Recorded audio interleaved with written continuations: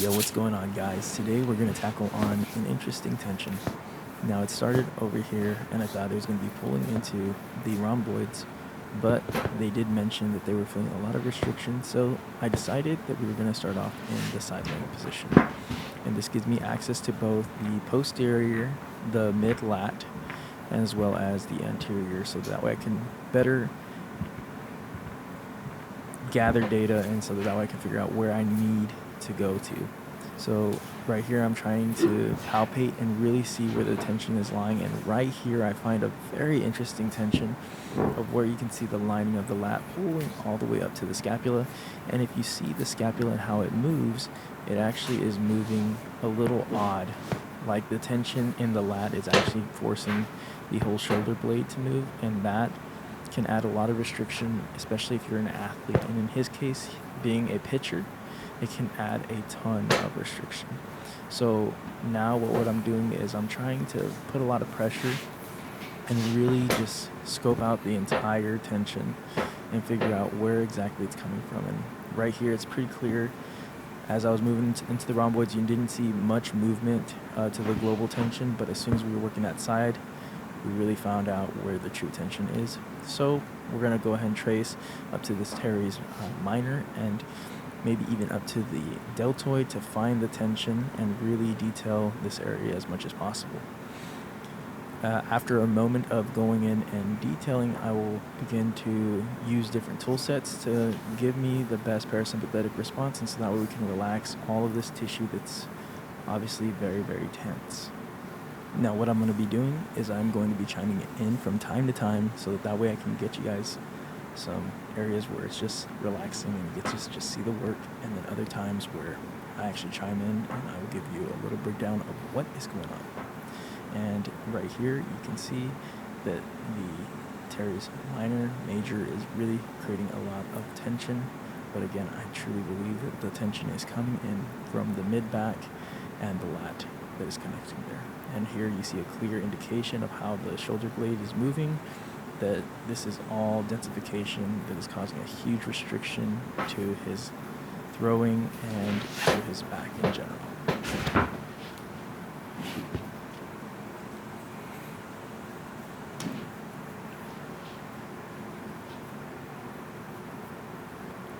Now what we're going to do is we're going to use the 10 unit to go ahead and bring some parasympathetic while also allowing the heated scraper, which is from Achedaway, to go ahead and start its heating up process. So whenever we're ready, we can start applying that heat and the scraping, so that way we can scrape away any tension and really detail the muscle as thoroughly as possible.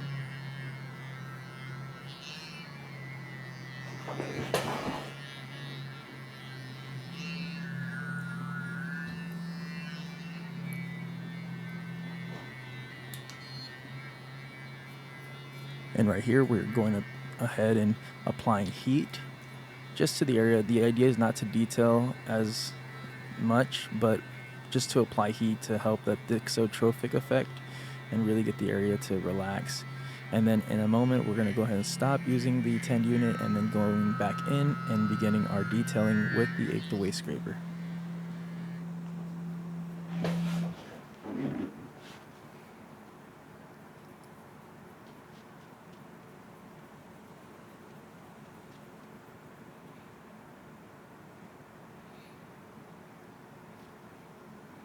Now after heating and scraping, you can see now that the tissue is getting more and more relaxed, but in the event that just in case it's not relaxed enough, you see right there, you begin to see deeper tensions. So what I'll do is I'll actually dig deeper just in case it's not relaxed enough, and then I'll continue the detailing process. And once I get that parasympathetic response again, and I see the tissue relaxing, I will then begin to apply more and more pressure, just so that way I can make sure that we get as much tension out of the body as possible. So right here, you're seeing the elbow and you're seeing the forearm. And the reason why I'm doing that is because, again, as the body relaxes, the tension becomes more prevalent, and you have to dig a little deeper to find it. But in order to truly get it out, I have to dig in layer by layer. I'm not trying to just go to town and injure somebody. I try to work with their body and not against it. The body is protecting itself, and as it relaxes and lets go, then this allows us to dig more deeper and apply more pressure, so that way we can really, peel the onion, if you will, and work layer by layer.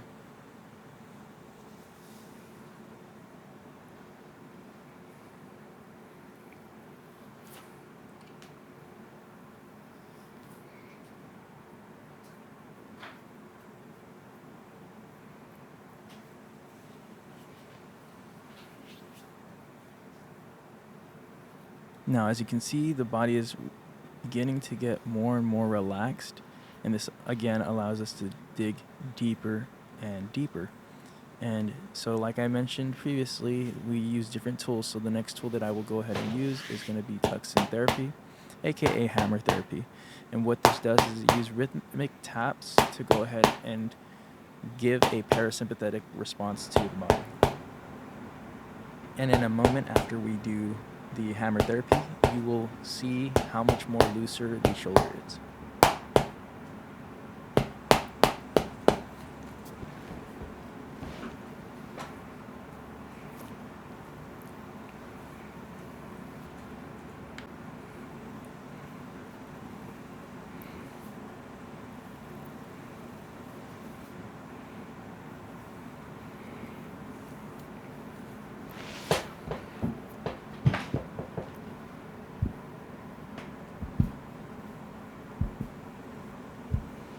Now, after discovering this and seeing how the body reacted, we can assume that a lot of the tension that we felt in the side portion of the body is now relaxed.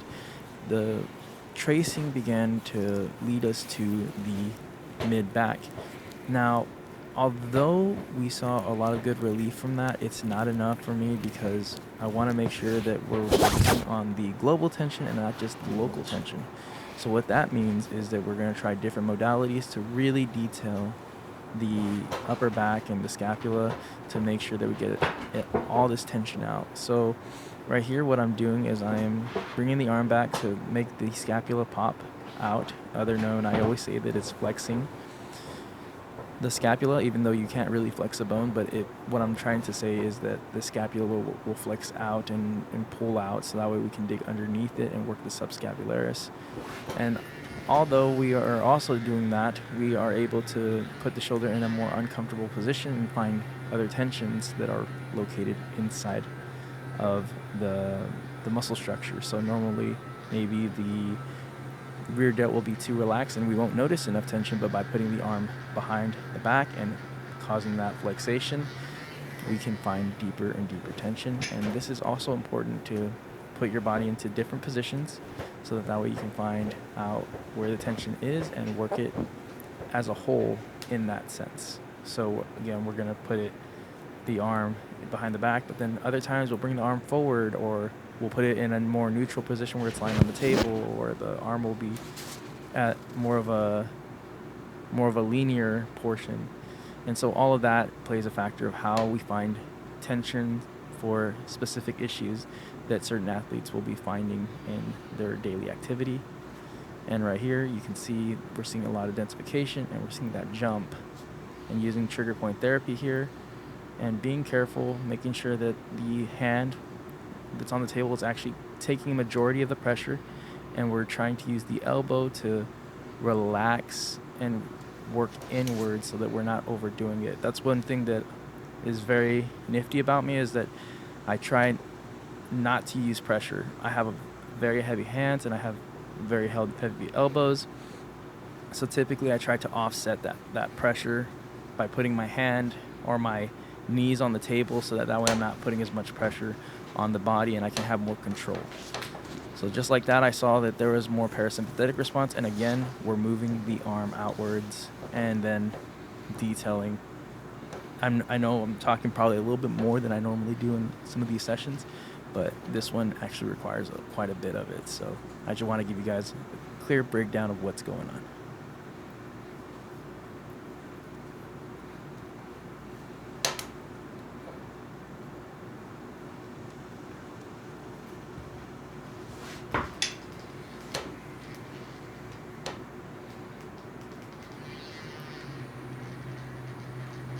The erector spinae looked very, very tight here and led us up to this tension right underneath the scapula. So what we're doing is we're using the 10 unit to inhibit that parasympathetic response and then see what the body needs after. Could need Tok Sen therapy, could need heated scraping, or could just need some manual work with the hands. We let the body dictate the session, and we don't really try to force whatever it needs. We just trace and see where it leads us. So just right here, the body is starting to relax on that one area that we're working on, but you can see that there is this pretty big tension right here in the rhomboids that's leading us up into the trapezius area, the upper traps. And so then we're going to have to trace it up, and we're just going to keep on with the manual work because it seems like that's what the body is requiring.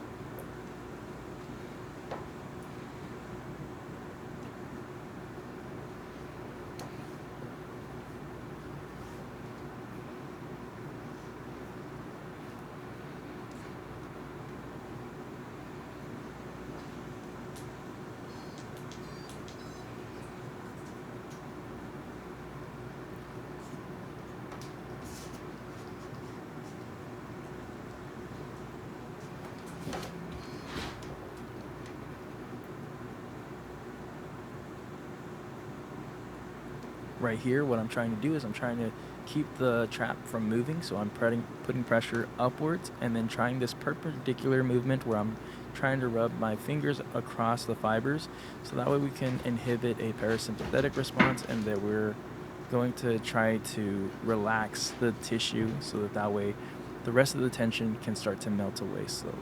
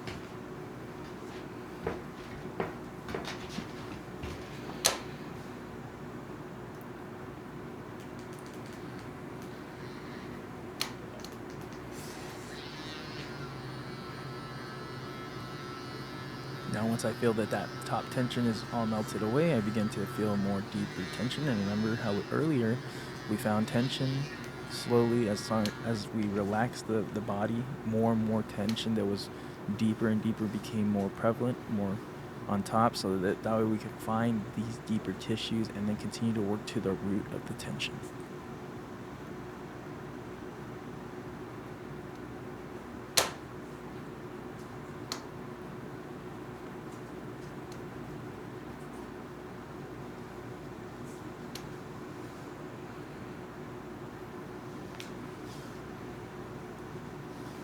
Again, we worked perpendicular to the area to try to get it to relax, and it relaxed. And then we continue on and continue to do the same motion. There's no need for extra like holds, so we don't really need to have one hand press upwards or anything like that. It just needed the simple perpendicular work, which I usually refer to as Rayner technique, but I've recently figured out that it's not actually Rayner technique that is the issue, or the style is just working perpendicular to the muscle fiber, and even sometimes the fascia fiber, which is longer line theory, but that's a whole nother subject.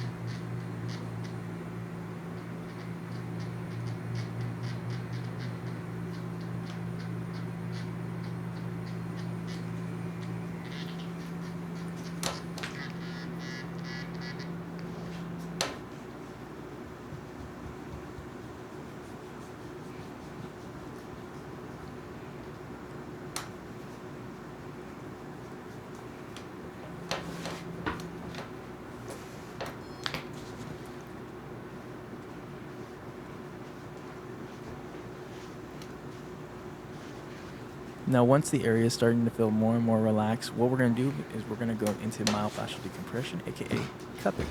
So what cupping is doing is it's pulling muscle, fascia, and it's decompressing, which is pulling apart from the body. This uses negative pressure to go ahead and help with that parasympathetic response. And the colorizations that we get from the cups, in my opinion, signify whether there's still a lot of tension in there, if they need more work on that area, or even if they are feeling better in that area. Typically in the skin color, as long as it's not too dark purple, usually is a good sign that the area is a lot more relaxed. And typically whenever I work with people, I see the skin very, very light red, pink. But sometimes when I don't have a lot of time and we just start a new area and I want to just add some parasympathetic response, I'll use cupping. I'll leave them on for 5 minutes, take it off, and it's red or purple, and that means that they need to come back in later on because we just didn't have enough time during the session. But as you can see in this session, the color of the skin is looking fantastic, and this is a really, really good sign. As you can see on that lower back area, the lower lat area, there could be some more work there slightly because it does look a little purple, but it's not terrible at all. But this is how I use cupping to signify how the body's doing. Now guys, as we end the session, and you can see how the body is starting to feel even greater, I want to take time and say thank you guys for so much for watching this video. Be sure to leave a like, comment, and if you would, please give us a subscribe. It really helps us grow, and we've been seeing a lot of remarkable growth in this channel. But thanks again, and we'll catch you on the next one.